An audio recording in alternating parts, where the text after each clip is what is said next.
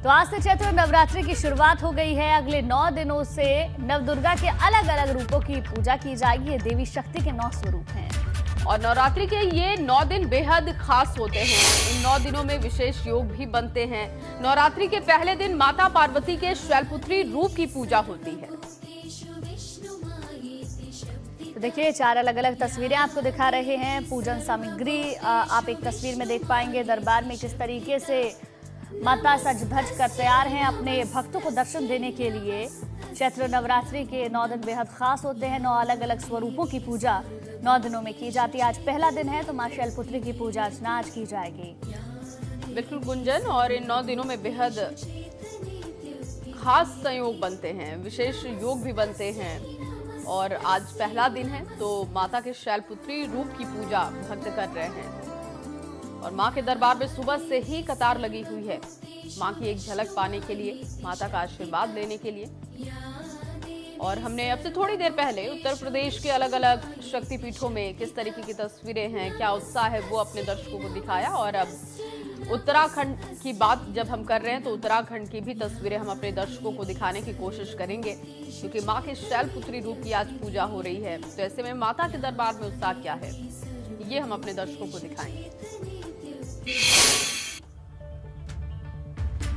तो शैलपुत्री नवदुर्गा का वो रूप है जिसको पूजा नवरात्रि के पहले दिन, जिसकी पूजा की जाती है पहले दिन, और इसीलिए माता पार्वती को शैलपुत्री के नाम से जाना जाता है। पर्वतराज हिमालय के घर पर जन्म लेने के कारण मां पार्वती को शैलपुत्री कहा जाता है। शैल का शाब्दिक अर्थ पर्वत होता है।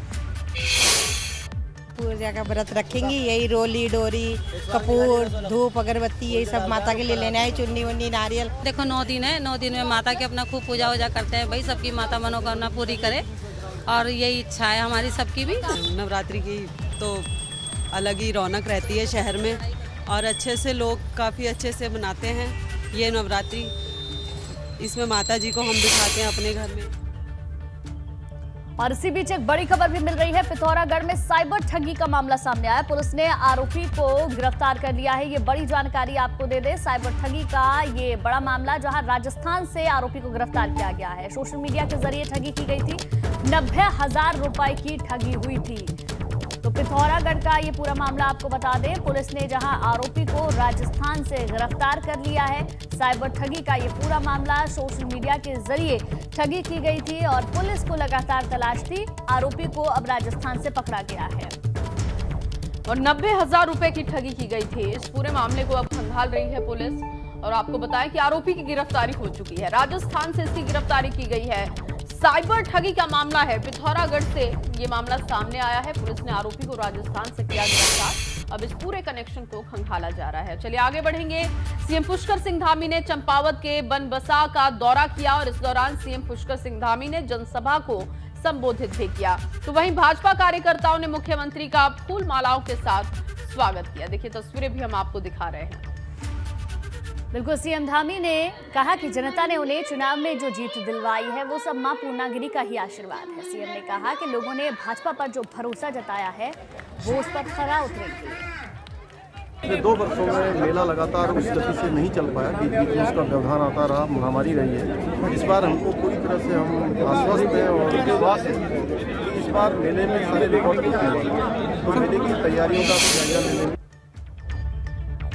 वही महिला डॉक्टर और स्वास्थ्य सचिव के बीच के विवाद के मामले में पुष्कर सिंह धामी ने जांच भी बैठा दी है। इसके साथ ही सीएम धामी ने महिला डॉक्टर के ट्रांसफर पर भी रोक लगा दी है।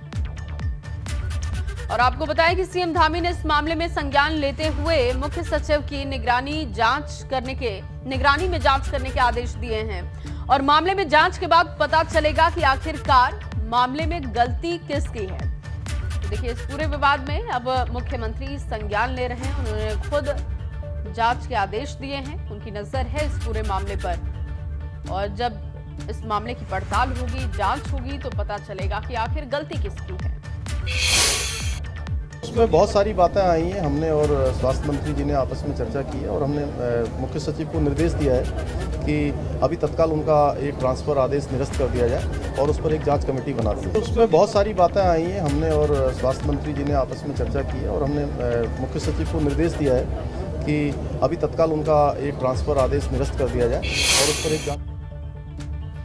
और चलिए इस बीच आपको एक बड़ी खबर दे दे। बड़कोट में आज से 5 घंटे बंद रहेगा नेशनल हाईवे 94। ये बड़ी जानकारी मिल रही है। यमुनोत्री हाईवे राष्ट्रीय राजमार्ग NH 94 अगले 10 दिनों तक रोजाना 5 घंटे के लिए बाधित होगा। दरअसल सड़क की कटिंग का काम हो रहा है, जिसकी वजह से ये फैसला हुआ है। अगले 10 दिनों तक अगर आप इस हाईवे से सफर करते हैं तो आपको थोड़ी मुश्किल हो सकती है, क्योंकि 5 घंटे के लिए इस रास्ते को बंद किया जाएगा। सड़क की कटिंग की वजह से ये फैसला हुआ है। सड़क की कटिंग हो रही है, काम चल रहा है, जिसकी वजह से नेशनल हाईवे 94 को 5 घंटे के लिए बाधित रखा जाएगा। अगले 10 दिनों तक रोजाना 5 घंटे हाईवे बंद रहेगा। अगर इस हाईवे से आप सफर करते हैं तो थोड़ी मुश्किल आपको हो सकती है।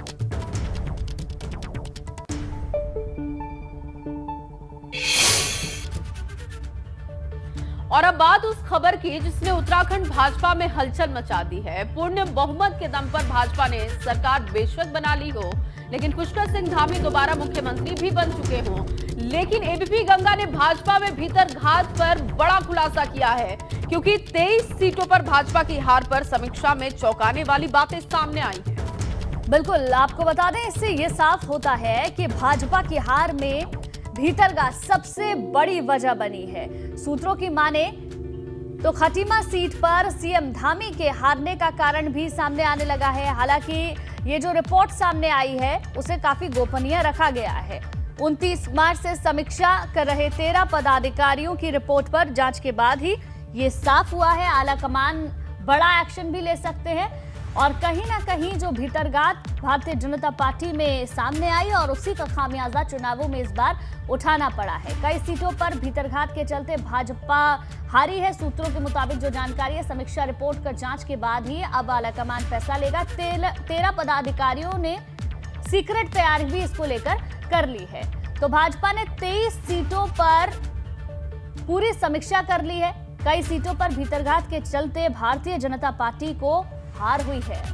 इस समीक्षा के लिए प्रदेश के 13 पदाधिकारी भेजे गए थे और उन्होंने जाकर के वहाँ कार्यकर्ताओं से बातचीत की है और उनसे उनका फीडबैक लिया है। अब ये सभी पदाधिकारी अपनी जो रिपोर्ट है वो प्रदेश संगठन को दे रहे हैं, जिस पर प्रदेश संगठन द्वारा विचार किया जाएगा। ये रिपोर्ट अपने आप में गोपनीय है।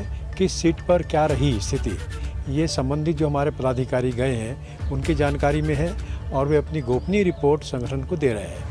बाकी निर्णय और उस पर चिंतन आगे का वो हमारे प्रदेश संगठन के द्वारा और आगे राष्ट्रीय संगठन के द्वारा किया जाना है।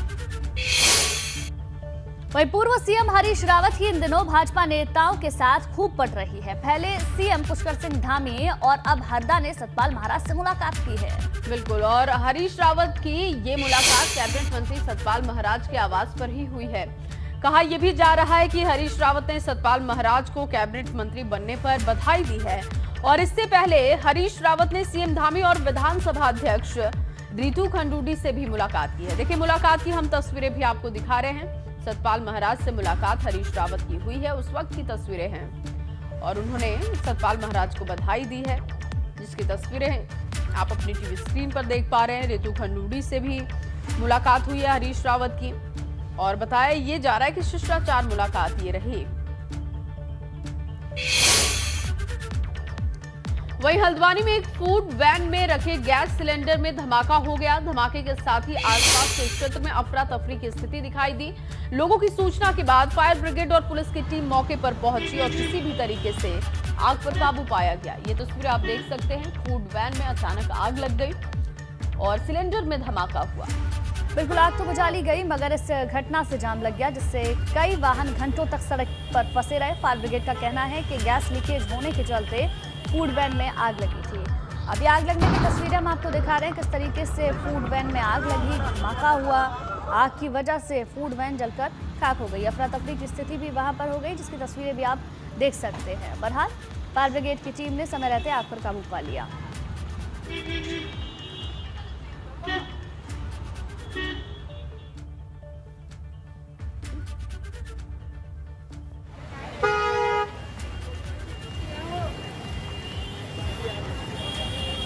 तो देखिए, फूड वैन की तस्वीरें लगातार हम आपको दिखा रहे हैं।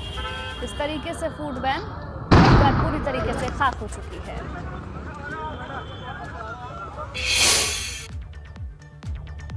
वहीं उत्तराखंड में चारधाम यात्रा की तैयारियां भी तेज चल रही है। पुष्कर सिंह धामी ने कुछ रोज पहले एक हाई लेवल मीटिंग की थी, जिसमें यात्रा की तैयारियों को लेकर मंथन हुआ था और समीक्षा की गई थी कि यात्रियों को किस तरीके से सहूलियत मिले। कोरोना काल के बाद बड़े स्तर पर चारधाम यात्रा करवाने की तैयारी भी है और पिछले 2 सालों से कोरोना की वजह से ये यात्रा सामान्य तरीके से नहीं हो पाई है, जिसकी वजह से इस बार सरकार की तरफ से ये कदम उठाया जा रहा है कि ज्यादा से ज्यादा यात्री चारधाम यात्रा में शामिल हों। रही है और कोविड महामारी के आप सामान्य हो जाने के कारण से इस प्रकार से होटलों में अन्य और यात्रियों का जो अनुमान है, श्रद्धालुओं का जो अनुमान है, वो अपेक्षा से कहीं ज़्यादा आ रहा है और उसको लेकर क्योंकि देश विदेश से बहुत बड़ी संख्या में श्रद्धालुओं के आने की संभावना है, उसको लेकर जो सारी व्यवस्थाएं हैं, अच्छी व्यवस्थाएं हों, सब यात्रियों को किसी प्रकार की परेशानियों का सामना न करना पड़े। सड़क, पेयजल, परिवहन, स्वास्थ्य, सभी विभागों का आज हमने एक यहाँ पर बैठक किया है। उस बैठक में हम सारी व्यवस्थाएं सुनिश्चित करेंगे जिससे कि आने वाले लोगों को कोई परेशानी न हो, उनकी यात्रा यहाँ सुगम हो, उनके दर्शन अच्छे हों, उनको किसी परेशानी का सामना न करना पड़े। आज माननीय मुख्यमंत्री जी द्वारा चारधाम यात्रा की उच्च स्तरीय बैठक हुई है और मैं भी विभागीय बैठक लूँगा और जो वाहन करता हैं, जो और लोग हैं, उनकी भी मैं बैठक लूँगा, क्योंकि इस बार की चारधाम यात्रा ऐतिहासिक होने वाली है। माननीय मोदी जी के केदारनाथ बद्रीनाथ आगमन के बाद वहाँ लोगों का आगमन जो अभी रजिस्ट्रेशन हुए हैं, लगभग 40 लाख के लगभग रजिस्ट्रेशन हो रहे हैं। मुझे लगता है कि यदि हम सुव्यवस्थित यात्रा चलाएं, निष्कंटक यात्रा चलाएं, कुछ पीडब्ल्यूडी और चारधाम यात्रा के रोडों की भी स्थिति अगर हम ठीक कर लें तो लगभग 1 करोड़ लोगों के आने की इस बार उम्मीद है। चलिए खबरों में आगे बढ़ते हैं। भारत चीन युद्ध के समय 1962 में उत्तराखंड के उत्तरकाशी जिले का जादुंग और नेलांग गांव खाली करवा दिया गया था। ये कदम लोगों की सुरक्षा को ध्यान में रखते हुए उठाया गया था, मगर अब सरकार की कोशिश है कि नेलांग और जादुंग गांव के ग्रामीणों को फिर से उनके गांव में बसाया जाए।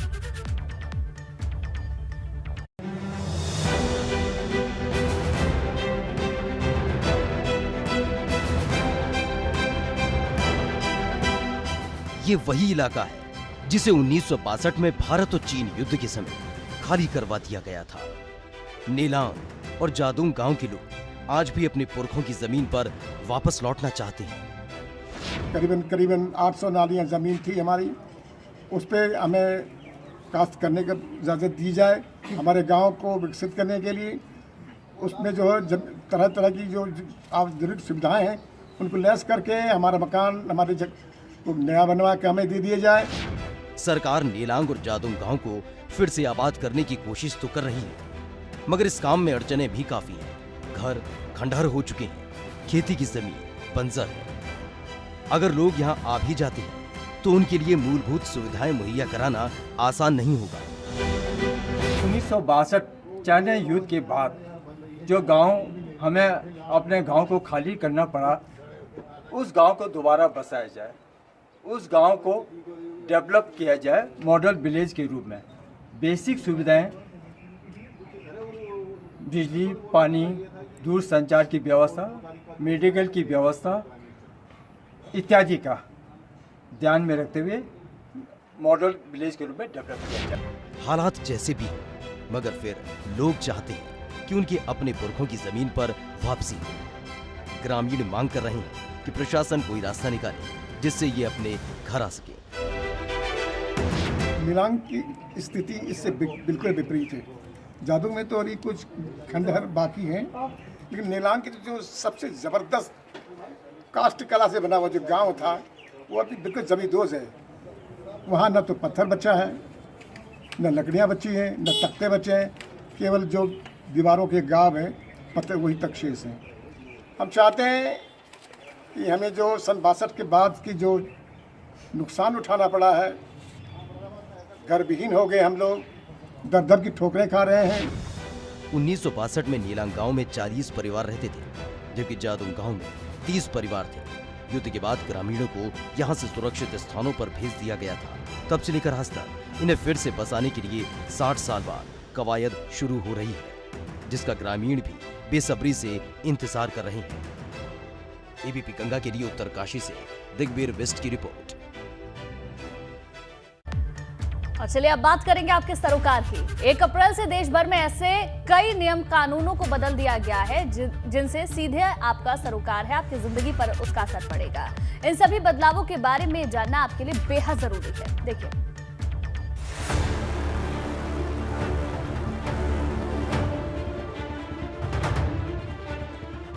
चला जेब पर बदलाव का बुलडोजर।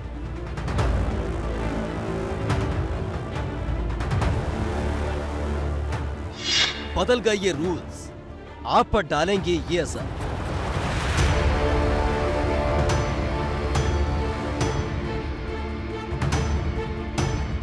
आज से देश भर में कई ऐसे नियम बदल गए जिनका असर सीधे आम आदमी की जिंदगी से जुड़ा है। नया महीना शुरू होने के साथ साथ नए फाइनेंशियल ईयर की शुरुआत होने के चलते जो चेंज हुए हैं, हम आपको उनके बारे में तफसील से बताते हैं। NHAI ने टोल प्लाजा में 10 से 65 रुपए तक बढ़ाए हैं। छोटे वाहनों के लिए 10 से 15 रुपए की बढ़ोतरी का ऐलान किया गया, जबकि दिल्ली मेरठ एक्सप्रेस वे पर आज से टोल लगेगा। इसके लिए अब से आपको 155 रुपए का टोल चुकाना पड़ेगा। वहीं यूपी की राजधानी लखनऊ से जुड़े 4 टोल प्लाजा का चार्ज भी बढ़ाया गया। इसी तरह कानपुर, अयोध्या, रायबरेली, सुल्तानपुर के टोल चार्ज में भी 8% का इजाफा हुआ है। मतलब आम आदमी की जेब पर एक बार फिर से महंगाई का बुलडोजर चल गया। मेरठ दिल्ली एक्सप्रेसवे पर अभी तक 1 साल से फ्री सफर चल रहा था, लेकिन आज से मेरठ दिल्ली एक्सप्रेसवे पर टोल की वसूली शुरू कर दी गई है। आप यहां तस्वीरों में देख सकते हैं कि यहां ठीक सुबह 8 बजे जो टोल की वसूली है वो शुरू की जानी थी, और उसको लेकर यहां पर जो पूजा अर्चना है वो यहां पर की जा रही है। आप देख सकते हैं कि पहले यहां पर पूजा अर्चना की गई और उसके बाद यहां गाड़ी पर देखिए जो शुभ का निशान जिसको बोला जाता है वो यहां पर बनाया गया है। जो टोल के तमाम कर्मचारी हैं, तमाम अधिकारी हैं, जो यहां पूरा जो टोल संभालेंगे वो यहां पर मौजूद है। अगर आपको मेरठ से दिल्ली जाना है, यानी मेरठ से सराय खाले खां जाने के लिए आपको 155 रुपए अदा करने पड़ेंगे, और यदि आप 24 घंटे के भीतर वापस आ जाते हैं तो फिर आपको करीब 1.5 गुना ही टोल देना पड़ेगा। यहाँ देखिए तमाम जो टोल के कर्मचारी हैं, जो टोल के तमाम जो अधिकारी हैं वो भी यहाँ पर खड़े हुए हैं, और ये पहली गाड़ी है जो दिल्ली से मेरठ की तरफ आई है और जिससे टोल की यहाँ पर पहली वसूली की गई है। सफर में महंगाई का तड़का लगने के अलावा पीएफ अकाउंट में 2.5 लाख से ज्यादा रकम हुई तो ब्याज पर टैक्स देना होगा। क्रिप्टो करेंसी पर भी 30% का टैक्स चुकाना होगा। वहीं 800 लाइफ सेविंग ड्रग्स के दाम में भी 10% की बढ़ोतरी हो गई। इतना ही नहीं, अगर आपने पैन से आधार लिंक नहीं कराया तो जुर्माना भरने के लिए तैयार रहिए। इन बदलाव से अलग यूपी में पूर्वांचल एक्सप्रेसवे पर बस से यात्रा की सुविधा शुरू हो चुकी है। अब एक्सप्रेसवे पर रोडवेज की बसें भी इसी तरह दौड़ती रहेंगी। पहले स्टेज में लखनऊ के आलमबाग बस टर्मिनल से आजमगढ़, गाजीपुर और बलिया के लिए बसें चलेंगी। फिलहाल राजधानी लखनऊ से आजमगढ़, गाजीपुर और बलिया की बसें वाया अयोध्या और अंबेडकर नगर होकर बसों का संचालन किया जाता है। इन बसों से सफर में जितना वक्त लगता है उससे एक्सप्रेसवे से 2 घंटे का समय कम लगेगा। दरअसल पूर्वांचल एक्सप्रेसवे पर बसों का संचालन नॉन स्टॉप होगा। ऐसे में यात्री कम समय में अपनी मंजिल तक पहुंच सकेंगे। बताया ये जा रहा है कि फिलहाल ये बसें दिन के समय ही चलेंगी। Bureau report, ABP Ganga.